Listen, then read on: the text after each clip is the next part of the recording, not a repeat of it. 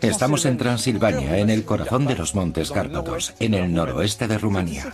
Aquí se encuentra el origen del vampirismo, el mito del regreso de los muertos, basado en miedos y creencias ancestrales y en ciertas figuras míticas como la del conde Drácula. El viaje de hoy está marcado por esos miedos, pero también por ciertos ritos que en la actualidad siguen siendo reales. Rumanía está ligada a la imagen del vampiro por una serie de tradiciones populares muy antiguas y por una figura histórica del siglo XV, el personaje de Vlad Tepes, el empalador, famoso por las torturas que infligía a sus enemigos. El autor de Drácula, Bram Stoker, se inspiró en el personaje de Vlad y situó su novela en Transilvania. Más allá del mito del vampiro, Rumanía tiene una relación particular con los muertos y con los vivos. A veces la frontera entre los dos mundos es muy fina.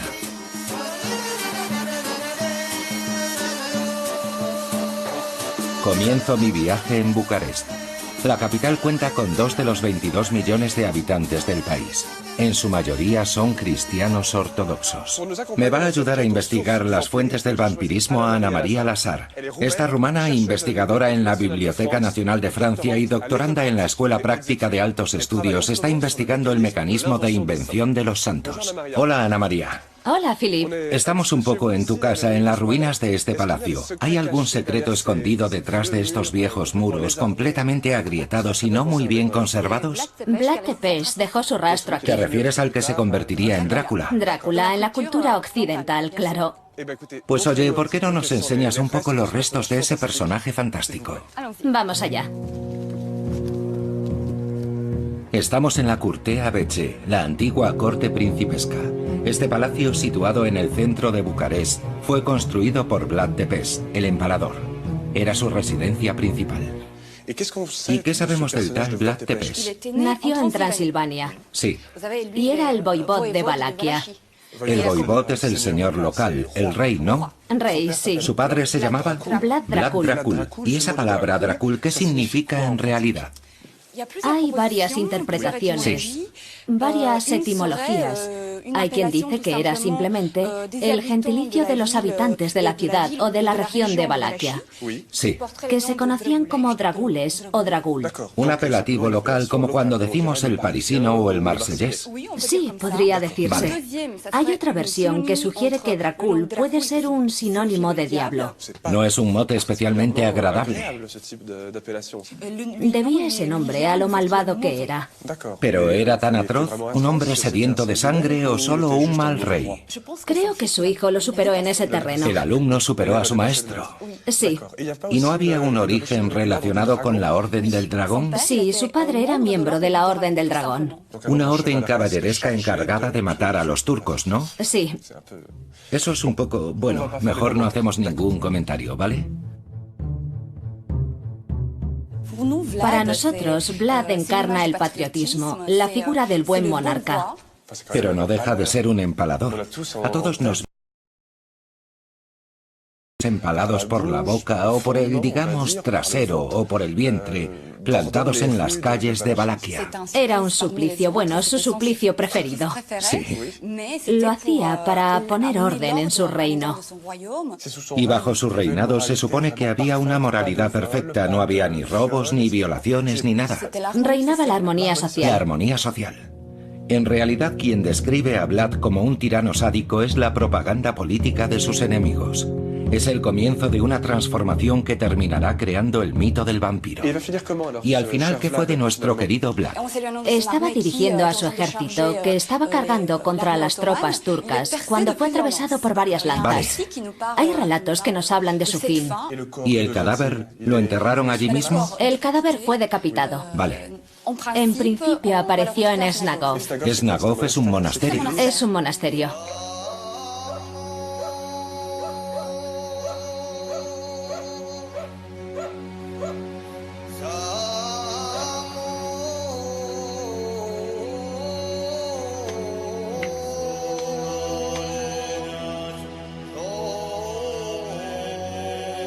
El monasterio ortodoxo de Snagov se halla a 30 kilómetros de Bucarest. Ha estado aislado en una isla durante años. Hoy se accede a él a través de un puente.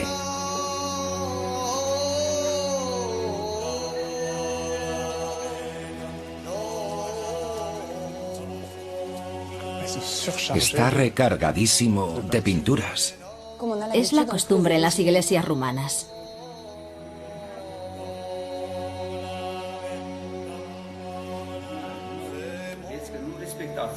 Ah, aquí está la tumba. Y me imagino que la gente reza por él porque hay velas, flores. Es una lápida, pero ya no se leen las inscripciones, están completamente borradas. Los monjes que vivían aquí en el siglo XIX presentaban la lápida como si fuera la de la tumba de Vlad Tepes. ¿Y la tumba ha sido abierta? En 1933 excavaron aquí y encontraron una tumba vacía. Luego excavaron más profundo y encontraron otra tumba que resultó estar llena de sorpresas. ¿Qué encontraron? ¿El cuerpo de un hombre? Sí. Hay algo que no encaja. Dices que encontraron un esqueleto, pero a él no lo habían decapitado. Es que no se seccionaba la cabeza. ¿Qué hacían? Le quitaban la piel de la cara y el cuero cabelludo y el pelo. Sí, una máscara facial con la cabellera. Sí, es una de las teorías. Pero eso se percibiría en el esqueleto. Sí, pero el esqueleto se pulverizó a los pocos minutos de abrirse la sepultura. Pues qué rabia. Sí, es frustrante. Hasta la vista, Vlad. La figura de Vlad Tepes es tan importante en Rumanía que hay otros monasterios que se disputan la localización de su tumba, pero nadie sabe dónde se encuentra exactamente.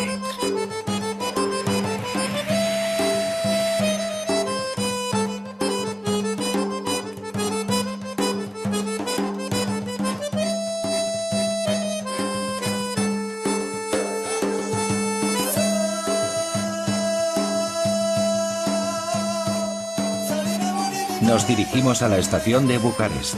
Vamos a coger el tren nocturno a Transilvania. Es la región donde la creencia en los muertos vivientes está más presente y la región natal de Ana María.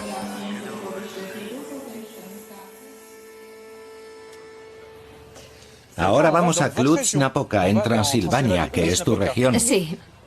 Sienta bien alejarse de Bucarest, ¿no? Sí que sienta bien. Parece que no te gusta mucho esa región. No, no es tanto la región, es que es una ciudad superpoblada y a mí no me va eso. Me gustan las ciudades de Transilvania, con su influencia sajona y húngara. Esa es mi cultura. Te ha cambiado la expresión al hablar de Transilvania. ¿Ah, sí? Cuando hablas de Bucarest te crispas y ahora te has relajado. Estoy más relajada, sí. Es que también es mi casa, estoy volviendo a casa.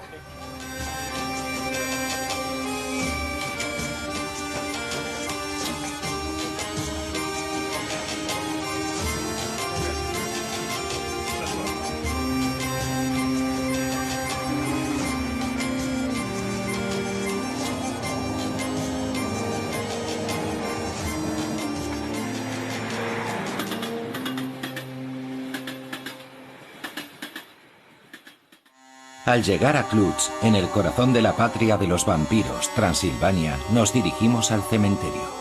Algunos de estos muertos no lo están del todo, y hay tumbas cuyo contenido desaparece en nombre de ciertas creencias ancestrales. Ana María, estamos en el prototipo de cementerio de los Cárpatos, donde nace la leyenda de los vampiros. Me gustaría saber qué es lo que se esconde detrás de ese término tan genérico de vampiro, que es muy occidental. Como bien dices, la palabra vampiro no existe en el vocabulario rumano. Hay un término autóctono para los muertos vivientes. Sí. Para los chupasangres, que es strigoi. Strigoi, vale. Sí, ese es el término que usamos nosotros, que es el equivalente del término vampiro que se usa en Occidente. Los strigoi también pueden ser seres vivos, no es como en la cultura occidental, Sí. donde para ser vampiro antes hay que morir y luego volver a despertarse y salir de la tumba. Aquí también están los strigoi vivos que salen de su cuerpo como si fuera una tumba y asustan a la gente, a sus parientes y sus seres cercanos, y se comportan como los vampiros de Occidente. De acuerdo. Salvo que suelen salir de su cuerpo no de día, sino de noche.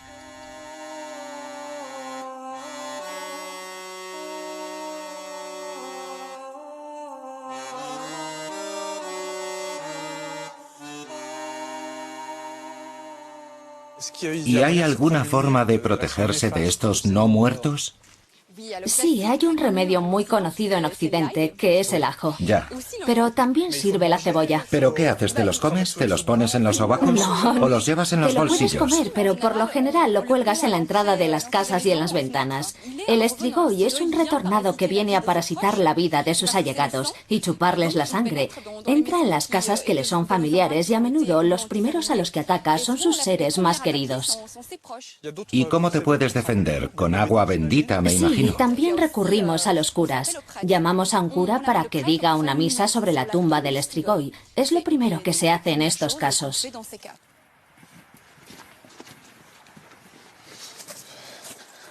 Cuidado, que resbala. Parece que hay otro medio de protegernos del estrigoi, que es literalmente abrir la tumba de par en par, exhumar el ataúd y... ¿Qué se hace luego? ¿Lo sabes? Sí, por supuesto. En la mayoría de los casos se le clava ¿Una estaca? Una estaca en el corazón del difunto. Vale. Hay casos en los que se quema el cuerpo entero o... ¿Lo queman? Lo queman. Vale, para reducirlo a cenizas. Exacto. Vale. Y esas cenizas se mezclan con agua bendita y se le dan a la comunidad que tiene que consumir esa agua llena de cenizas. La falta de señales de corrupción en los cadáveres permite reconocer a los no muertos. Esta creencia es el reflejo del miedo al retorno de los muertos. Pero la Iglesia Ortodoxa ha encontrado otra solución para explicar las conservaciones anormales y las muertes no naturales. Los ha convertido en santos. Para investigar esa santificación de los difuntos atípicos, hemos viajado a Aiud. En su monasterio los monjes conservan los restos de varios cientos de víctimas del comunismo. Los han convertido en mártires, a los que celebran a diario.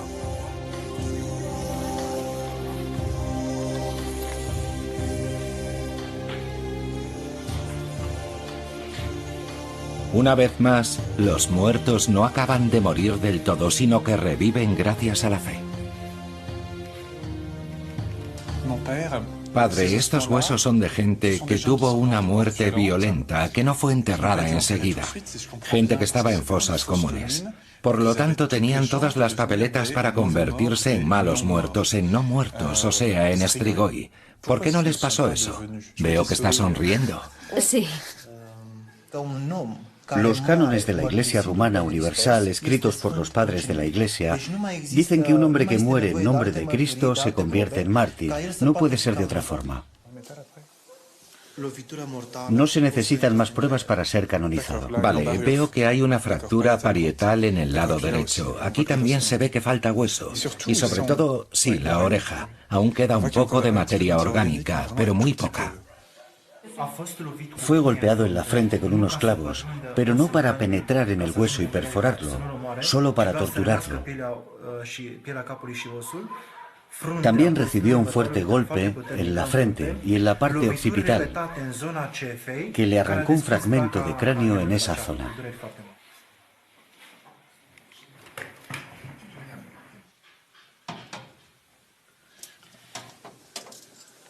¿Cómo pesa?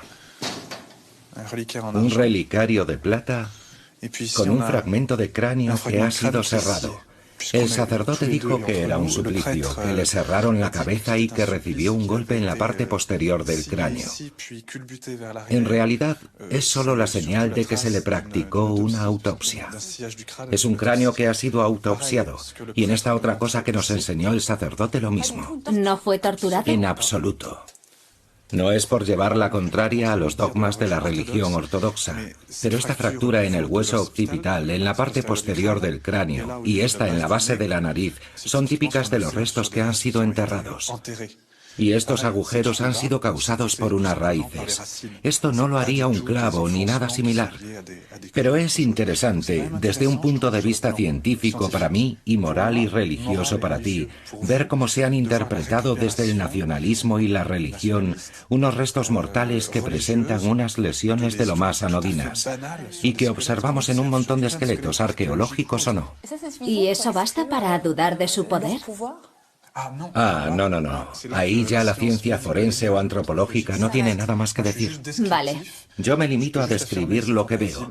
Solo puedo afirmar que mis observaciones son compatibles con una descomposición natural, sin intervención divina. Luego lo que es el poder curativo de estos huesos, porque son huesos, no momias, ahí ya no puedo afirmar nada.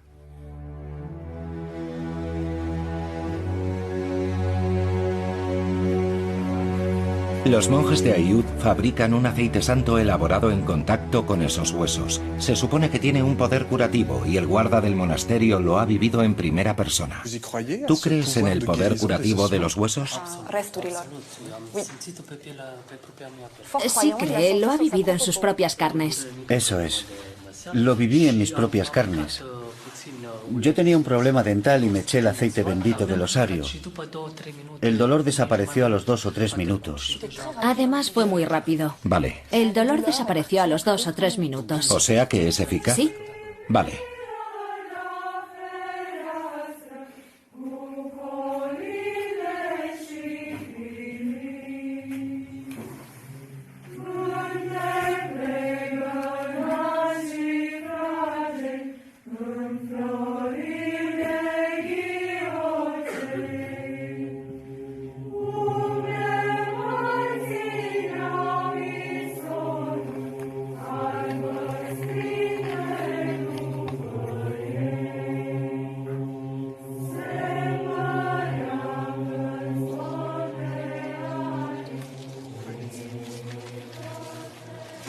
Estábamos cantando a la gloria de esos mártires, del sufrimiento que padecieron y de su sacrificio por nuestra religión. Sí.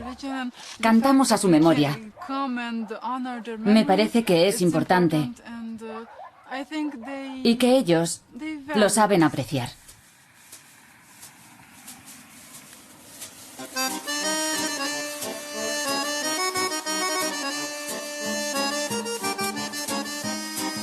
A 300 kilómetros de Aiud, en Curtea de Argés, también en Transilvania, hay una famosa leyenda ligada a la construcción de una iglesia.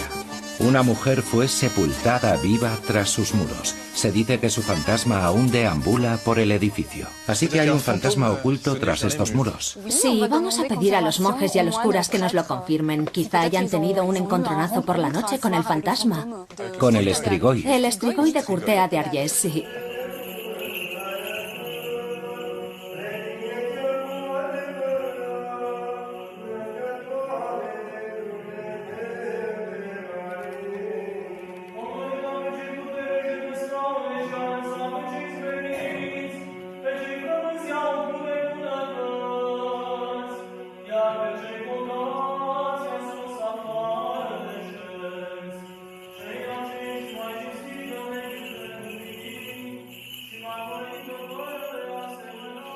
Hay una leyenda que habla de un maestro de obras muy famoso. Sí. Que se llamaba Maestro Manolé. Vale.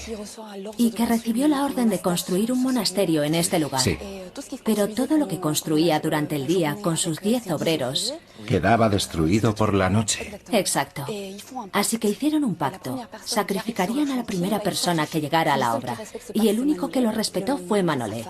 Al día siguiente, su mujer Ana vino para dar de comer a los obreros y al propio Manolé.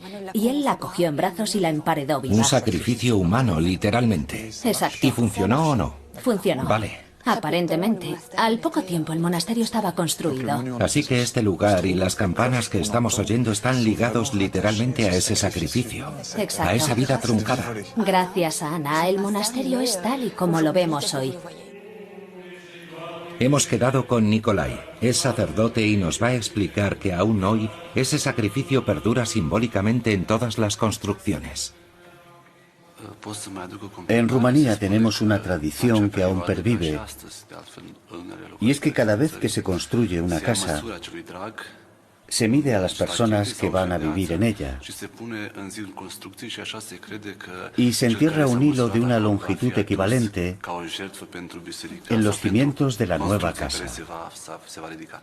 Se puede decir casi que es un sacrificio humano Exacto. en efigie. Eso es.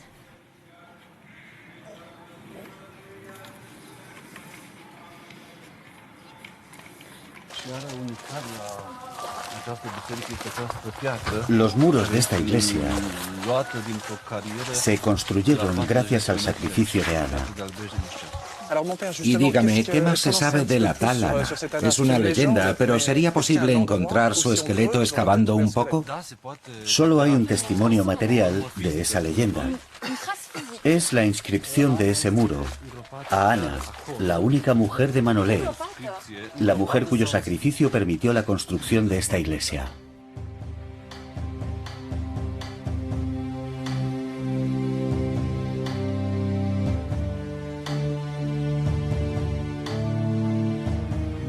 Terminamos nuestro viaje por Transilvania en el sur de los Cárpatos. El mito del vampiro se difundió en Occidente a través del castillo de Bran. Profundamente romántico, este castillo medieval inspiró a numerosos artistas, desde Bram Stoker hasta Francis Ford Coppola.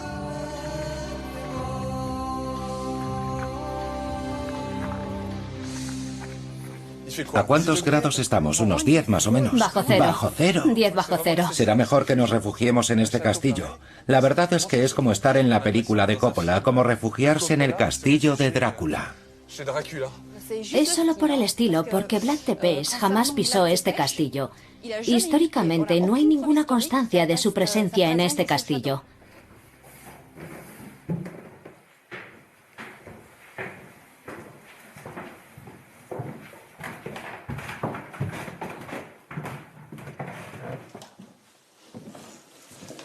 Tranquila, no hay ningún Strigoi. Puedes entrar. Me siento más tranquila. Hay testimonios en la literatura rumana, Sí. mucho antes de Bram Stoker. Nuestro poeta nacional, Mihai Eminescu, ya en 1876 escribió un poema Sí. llamado Los Strigoi. Vale. ¿Y de qué va? Al menos el título no da lugar a malentendidos. Es una historia de amor entre un rey ¿Sí? que se enamora de una princesa del Danubio. Por desgracia, la muerte se lleva a la princesa, muere repentinamente. Y el rey enloquecido la intenta resucitar a toda costa. Hay un ejemplo sumamente interesante que está en verso, de hecho. Sí. Voy a intentar leértelo si encontramos el libro en esta biblioteca. Vale, ¿y está en las bibliotecas de todos los rumanos el tal Ionescu? Mihai Eminescu. Eminescu. Es nuestro poeta nacional. Vale. O sea que ese verso habla del procedimiento concreto que se usa para revivir a la muerta. Sí. Vale. Habla de poner inyecciones de sangre caliente en el corazón. Vale. ¿El tuyo o el mío, por ejemplo? ¿Sí? Vale, vamos a ver.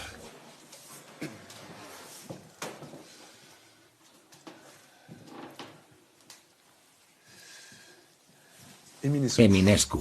Hay uno aquí. Magnífico. Vamos allá. El Strigoi. Los Strigoi. Los Strigoi. El corazón de esta mujer, de esta chica, tiene que alimentarse de sangre caliente para revivir. Y aquí nos acercamos a la tradición de los vampiros, los Strigoi. Tal y como los conocemos en Europa occidental. ¿Y habla de mordiscos en el cuello, los dos? Sí. Y la siguiente noche, cuando los Los amantes. dos amantes se acercan, Sí. es ella quien va a morder al rey. Genial. Y este también se va a transformar en un Strigoi y juntos recorrerán los bosques circundantes de noche. En busca de sangre también. Probablemente sí. Vale, Y mueren por segunda vez al ser sorprendidos por el día. vale. Se olvidan de que va a salir el sol y se ven sorprendidos por el amanecer. Ya estaban ahí todos los tópicos que luego utilizó Bram Stoker. Todos los atributos de un Strigoi. Así que no fue él quien inventó el estilo literario de los vampiros. En 1876 nosotros ya teníamos esa clase de relato romántico. Vale. Gracias a ti los vampiros están regresando a Rumanía. Bravo.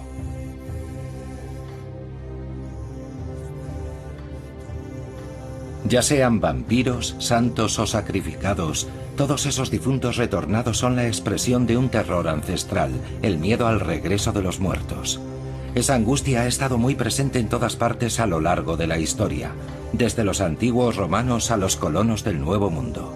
El miedo a los aparecidos es un miedo universal.